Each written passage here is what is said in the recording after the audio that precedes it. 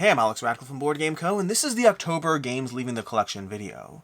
As usual, there are multiple disclaimers to go ahead and dive into just to make sure everything's on the table. First of all, I play a lot of games. I play a lot of games because I like exploring the giant amount of games out there, and also because I review a lot of games, and so a lot of games come in and go out every single year. I play around 300 plus new games every single year, and I do not keep most of those. I can only keep, maybe 20, maybe 40 of those games, and even those will filter out over time, and so practical reality is that even if a game is good, very often they're still leaving the collection. Only the games that really capture my attention and imagination in a very high way, the games I rate a 4, a 4.5, and a 5, only those are the games that generally stick around. And so, just because a game's leaving doesn't mean it's not good, it just means I can only keep so many. Secondly, over on Patreon, if you are a Patreon, I give away a few of these games every single month over on Patreon, so make sure to follow the link down below. If you don't mind supporting the channel, it would be appreciated. Plus, you might get a free game, although don't jump in if it's just for the free game, because it's a giveaway, and so you may or may not actually get the free game, and so there is that factor. And with that, let's go ahead and dive into these 23 games. There are 23 games to go over in this particular video. A bunch of old, a bunch of new. 6 of them were games that I was peer pressured into giving away, into getting rid of while on a live stream, so there is that as well. There are some really great games here. In fact, easily the best game here. I'll save it for last. I'll save the best game for last. It's one of the ones I got peer pressure into getting rid of while on a live stream. You can check that out if you want. But with that, let's start off from the very top. And as usual as well, many of these games are games that I've already filmed reviews for. The reviews may not have gone up, so sometimes you will see a game leaving the collection without having seen the review, and the review might pop up 2 months down the road. That just happens, I guess. You can save your time in the review. If you care only about the games I'm keeping, you save your time in the review. And if you want more nuanced opinions as to why a game was or wasn't for me, the review is still for you. Plus, of course, how the game plays. Healthy Heart Hospital. Healthy Heart Hospital is Upside Down. This is a game about managing a hospital. It's a solo or cooperative experience of drawing various tokens from a bag to manage a hospital as you try to level up the hospital, gather various rooms for the hospital, new workers, new perks, new whatever, all these like upgrades for your people or professions, skills, all these various things. It's a fun little puzzle that to me was too heavily driven by bag building, so that, the amount of bag building in the game, and there is a lot of managing your bag, there is strategy and decisions to be made here, but I think ultimately for me, I enjoyed the game, I've had fun with the game, I like it. And also, I think that the ratio of bag building to optimizations just felt like a little bit, not even bag building, I like bag building, just bag management, I'd call it. I'd call it bag management with a lot of luck. And so it felt like it ran a little long and had a lot of bag management and pulling and luck, so that I enjoyed it, but also not one I need to keep or hold on to. We have Imperial Miners. This one I wrestled with because I do enjoy Imperial Miners a lot. I think it's a very good game. Again, see what I said about, holding on to, I just can't keep everything, and I try to be more cutthroat in general. I find that when I'm getting rid of a game, there's 3 categories of getting rid of a game. Of course, I'm going to divide things into categories because I always do, but there's 3 general categories. There's the game I play, decide not to keep, and move on from. Healthy Heart Hospital, that's a good game. I've played it, I've covered it, I can move on from it. I don't even mind it. How much I liked it is a different conversation, but I'm just not keeping it, and there's not a conversation in my head about keeping it. Category number 2 is the games that I get rid of, 7 years down the road, or 3 years down the road. I've had the game in my collection for a long time, but not all games can stay forever, and at a certain point I look at a game, I realize I'm not playing it, I realize I'm picking other games, something happens and I get rid of a game that's several years in. The category, and both those categories I'm fine with. I am fine with both those categories, I am totally cool with it, I think they're both good. The category I feel guilty of, not as an individual, but as a content creator, is the category in which I hold on to something for 3 months, 6 months, 9 months, less than a year. If I hold on to something for less than a year, and then I get rid of it, I feel guilty about that. And the reason I feel guilty is because holding on to it does reflect that I enjoyed it enough that I had the ambition of holding on to it, the ambition of playing it. But then I feel guilty as a content creator because I'm like, I got rid of it like 6 months later, so the review reflects a point in time where I'm more optimistic about the game, but then the actual reality down the road is either I don't play it as much as I want to, or sometimes I play it more and realize, honestly, the first 4 plays were great, but plays 5 through 8 weren't as good. So these things all happen, and so that's the period of time I feel guilty about. And again, it is what it is. I'm always going to give my opinion based on the point in time that I'm able to give it, and the practical reality is you can't give reviews for games 8 months later all the time, or you're never giving them when it's useful. So there's always a trade-off. I did a full video on this, the nature of, I didn't call it scope creep, I called it something else. There's a video I did once about the nature of this dichotomy of trying to give information up front is not the best time to give the information, but it's the best time to get the information. And so you can't have it both ways. You either are giving it the best time to give it or the best time to get it. Yeah. But either way, Imperial Miners, this is all a long rambling tangent to the fact that Imperial Miners falls into the category of a game that I would hold on to. I would hold on to it, and then I think 7 months would go by, and I'd realize I only played it once in the 7 months, and I'd probably get rid of it. I think it's a very good game. It has a lot of tableau building, lots of going down in the mines. You're basically activating 10 mine cards and slowly chaining up. Lots of fun things happening in it. There's a lack of player interaction that makes it kind of a little on the lighter side. It's a good gateway experience. It's fun, it's visually pleasing, it's easy to play, it's a solo play and whatever. I have a few small nitpicks about it though that ultimately make it one that I think is more surface level, pun not intended, enjoyment as opposed to a little diving beneath the surface, pun intended on that one more so. But yeah, I like Imperial Miners, I think it's very good, I just can't keep everything. We have Dark Rituals. This is a series of like 5 reviews I did on the channel. Again, I don't know when the video goes up, but I did a video, maybe a 7. I think it was 7 reviews for games, 7 first impressions for games that I was getting rid of, effectively. Basically, Dark Rituals is a game that I played once, a very, very long time ago. And then I meant to keep playing it, but it's been so long that I realized time has gone on and I'm just pushing off. And so I was like, you know what? I did a video of 7 reviews I've been pushing off, and Dark Rituals is one of those. I think Dark Rituals is a very good game. I think the back and forth, the asymmetric sides, the management of it all, I think it's got amazing miniatures. I think it's got a rulebook that's a little messy, but they do have tutorial videos you can watch that are pretty good. So overall, I think Dark Rituals is a very solid package. I just have too many big box miniature games that Dark Rituals is not capturing my imagination the way a game like Massive Darkness would. So it's a good game. Part of me wishes I can't keep everything. I already have Zombicide DCs coming now, and Horizon Dawn, Forbidden West, and so many game systems that I love, and I just don't have time for them all. So it's a great game. If you like it, I understand that. And if you are interested in it, I think it really is very solid. Just to me, I'm not picking it as one I'm going to hold on to. Another game in that vein is the Shadow Planet, which the Shadow Planet was an intriguing little game. And again, similar, not enough plays, and just it was harder to table because the player count is better at higher player counts of this one. But this one was very unique, very different, and it had a degree of hidden roles and trying to accomplish your goals. I felt that the actions, I'm trying to remember a game that felt like this. I've had games like this in the past where the actions you take aren't as clearly tied to the end result, where you don't see that line. A lot of gaming is about seeing the line between what you're doing and how to win. A lot of gaming is about that. And it's a complicated balance because if that line is too visible, if that line is, well, here's the point A and here's point B and it's a straight line, well, that's how you have easier, lighter games that to me aren't as challenging or rewarding, and they're often fun for a player or two, and then you move on from them. If the line is too convoluted, you can't see the patterns, you can't see the strategy, you can't see how touching this lever makes that go boom. You can't see that, then the game is too complicated. And then, and so, again, sometimes it's a problem with the level of where the player is at, sometimes it's a problem in the game design. And I don't know what the answer is for Shadow Planet, but I felt Shadow Planet was in that zone for me. It just, you do things, but it wasn't as clear how the things would lead to you winning. At least for me, playing through it. I should say our group in general. But the last category, which is the best category, and it's hard to hit that exact sphere, is where there's a degree of challenge to figuring out which lever to push, but you can realize if you look at the puzzle, you'd be like, if I push this lever and I touch that button and I go ahead and turn that 3 times, I'll get 4 victory points. Understanding the way things connect is a big part of gaming, and having a good middle ground where a player feels challenged but yet can find the patterns, that's where players feel rewarded for playing. And so for me, Shadow Planet just felt a little bit less connected and not as much for me.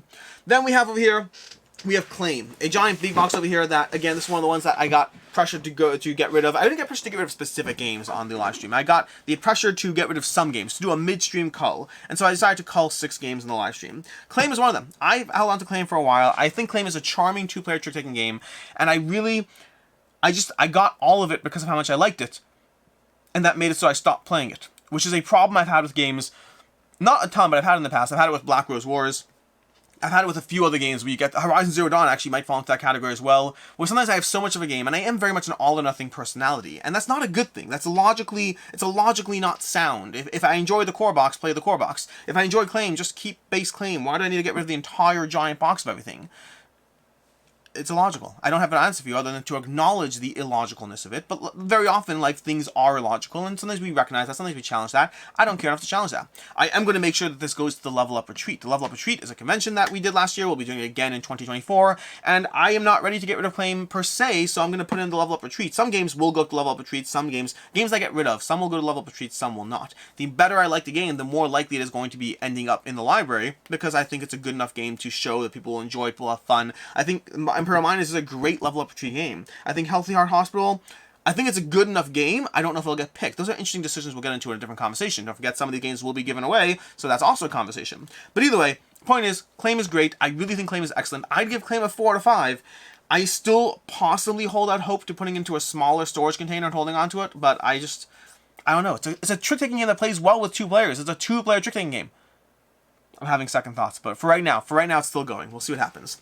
Then from there, we have Express Route. This is a recent review on the channel. Express Route is another newer game I covered. I enjoyed it. It's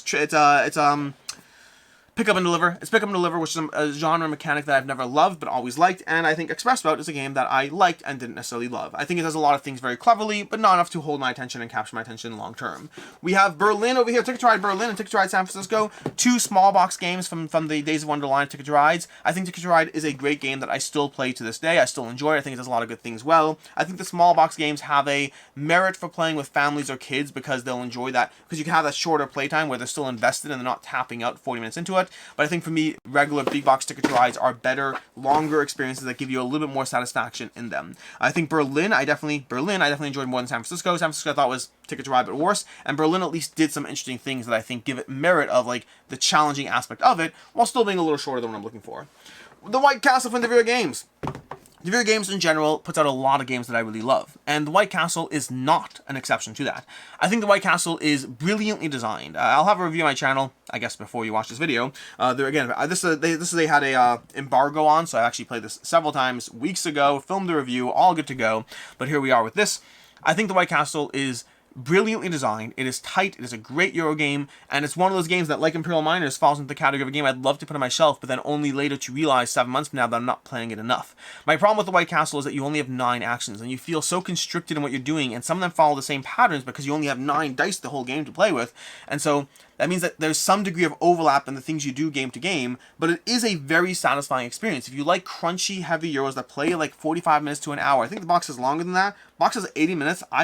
We've been knocking it out in an hour. I don't know why, but we've been knocking it out in the hour range, I'd say. But anyways, I think it's very, very, very well done. I think it is brilliantly designed. It is a good game. And also, it feels a bit too constrictive for my personal tastes of wanting to dive into it again and again and again. One of the tricky things about reviews in general, one of the things that makes reviewing, we're getting into a lot of tangents about review culture in this video, but one of the things that's interesting about reviews is, let's say a game like White Castle, if I wasn't reviewing it, if I wasn't trying to review it for the channel, I'd play it once, and then maybe I'd come back to it like 4 months later, and then maybe I'd come back to it again 4 months later. But that doesn't work. Again, going back to the way you're trying to review a game, it doesn't work like that when you're reviewing things, because you want that review out in a time-sensitive manner. So that means I try to get those 3 plays in the first like few weeks or whatnot. So I'm compressing the time period I experienced the game in, which sometimes can burn you out on a game a little faster. Not burn you out, but it means that I feel I've seen what White Castle has to offer. I think White Castle is I'm not an expert at the game, I'm sure someone could stomp me, but I've seen enough of what it has to do, and because of how tight it is, that I think this could have lasted my collection 2 years if I wasn't trying to play it rapid fire to review. And so that's also a dichotomy of the nature of diving into things differently when you're reviewing them versus when you're approaching them as a consumer. I've always been of the opinion that not all games need to stay. Like, just like movies. You watch movies, and then some movies you rewatch because they're so good. Other movies, you got that experience. You're good. It's time to move on from them. And that's how I feel about gaming in general. I want to explore and experience so many things, but I also want to make sure that I keep rewatching Gladiator every few years because it's just so good. And so, that's where we are. White Castle was a great movie. I watched it a few times and now ready to move on. Leaf from Weird City Games. I wanted to like this one more than I ended up liking it. I did like it, make no mistake. It's a 3.5 out of 5. I think it's very good. I think it's very clever. It's very charming. The main issue I had with it is that it's ultimately tile laying without anything amazing about it. The thing that's amazing about it is the leaf system, where you have these interesting leaves and the way they connect to give and define your actions. I thought that was a very clever system, and I think I wanted it to matter more than it did. But because of game balance, which is a relevant concept, they had it matter less than it did. So more often than not, you're getting 4 actions out of any given placement. In rare cases, you're getting less than 4, and in rare cases, you're getting more than 4. But 4 is the dominant amount of actions you're getting, so the leaf structure still plays a part, but not the same level that I thought it would. So I enjoyed it, but ultimately it just became a tile-laying game, and there's others I like more, and the gimmick didn't work as well for me. We have Dorfromantik, the board game. I debated putting this up on the Level Up Retreat library, but it's a game you have to kind of reset, so I feel this one is better to, like, you know, a Patreon giveaway. If someone wants this one, we can talk. We'll figure it out. But anyways, Dorfromantik is a light tile-laying cooperative game, and by cooperative I mean play it solo. Like, play it 1 player or 2 players. Do not play it 3 players. I just don't think it's a good experience at that player count. And Dorfromantik is not about losing, it's about trying to optimize. The whole game is about optimizing your tile placement because you can't lose in the game. But every game you unlock progression, which adds more challenges and more things to do, and your goal is to try to get to a point where you can actually get like 400 points in a single game, which is challenging, and you have to work your way there, and you have to have all the things you've unlocked along the way, but it can be very rewarding when you do so. So it's about feeling rewarded for the engine you build up. I think it's a good game. I think it's a little flat in how much it evolves across the amount of plays, that I don't think it's, I think it's very much it's catered to a lighter audience. For me, My City does what Dorfromantik does, but better. I was actually very excited about Dorfromantik because of My City. It sounded like a cooperative version of My City, but I think My City just does it better for me. It gives you that accessibility with more escalatingness and more reward to it, versus Dorfromantik was good. I like it. I enjoyed it. I played through a whole bunch of it. Did not finish it, but I played through a whole bunch of it. But, I'm ready to move on from it. Then we have Terraforming Mars, the dice game. Terraforming Mars, the dice game, which unfortunately let me down on this one. And I was hesitant about posting this review because when Ares Expedition first came out, I both liked it and was disappointed in it. I thought it would be like incredible, and I was like, it's good. And so then once I adjusted my expectations to what the game was, I liked it more. Ares Expedition is still in my collection years later because it's a good game that I still pull out and play. And even though my initial reaction was more critical, and initially I would have thought I would get rid of it, but I ended up holding on to it and keeping it. In fact, I house ruled some expansion stuff that they then added to the expansion stuff. I'm sure they had their own plans to do so, but things that I wanted to do to make the game more Terraforming Mars, they added that stuff in some of the expansions. And then Crisis is just amazing. Crisis is a great way of playing Terraforming Mars. All that is to say that Terraforming Mars, the dice game, disappointed me. I felt that the dice mitigation in this game, the randomness of the dice, is not a problem. And I complained about the randomness, and I had some people who were like, well, dice are random, that's how it works. Yes, but the amount of time you spend in the game trying to just take procedurally boring actions to mitigate, it's not like there's a lot of mitigation. It's not like there's a lot of things to make your experience better. Dice mitigation is a big part of dice randomness, but their mitigation consisted of just like, you'd have turns in a row where you're like, okay, I just turn a die, I turn a die, I turn a die, I turn a die, back and forth. It felt unrewarding to go through the core experience of the game. I did like it, but I didn't love it, and the Terraforming Mars itself is not enough to hold on to it. We have Vigilante over here. Vigilante, another hit and roll game, a game which you're trying to take down heroes or not, taking down supervillains or not, well, with your own personal objectives, depending on 3 teams that you're on. I enjoyed it. I enjoyed the card art. I enjoyed the interaction. Again, this is one of those 7 games that I was pushing off reviewing, because again, I wanted to get more plays in, but didn't.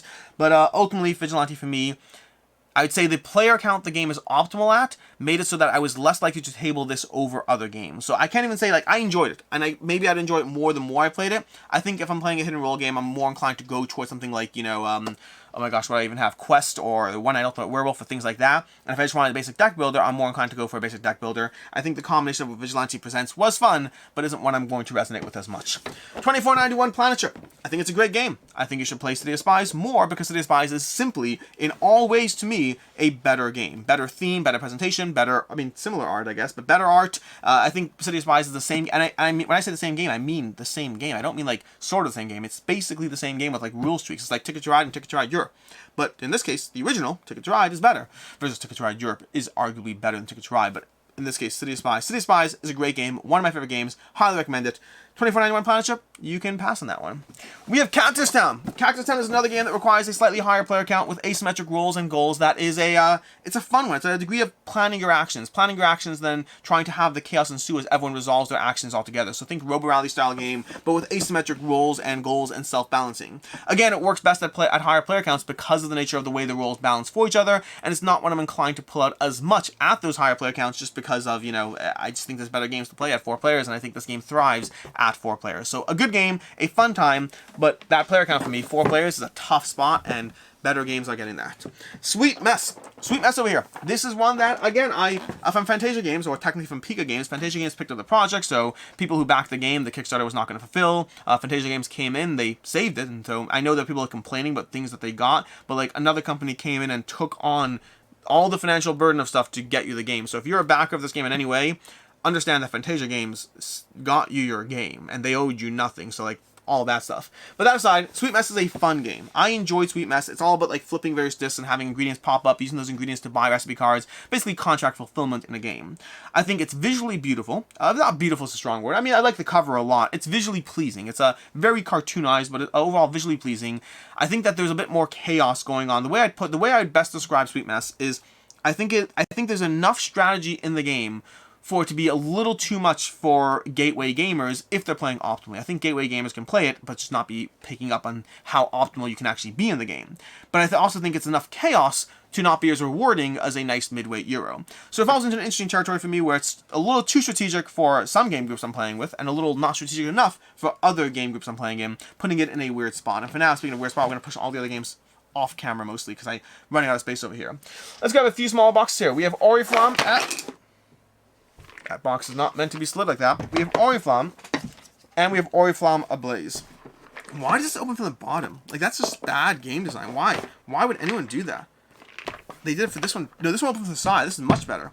Oriflamme and Oriflamme Ablaze. These are both great games. I really appreciate them. I think they're like high recommendations. I got rid of Citadels because I think Oriflamme does it better.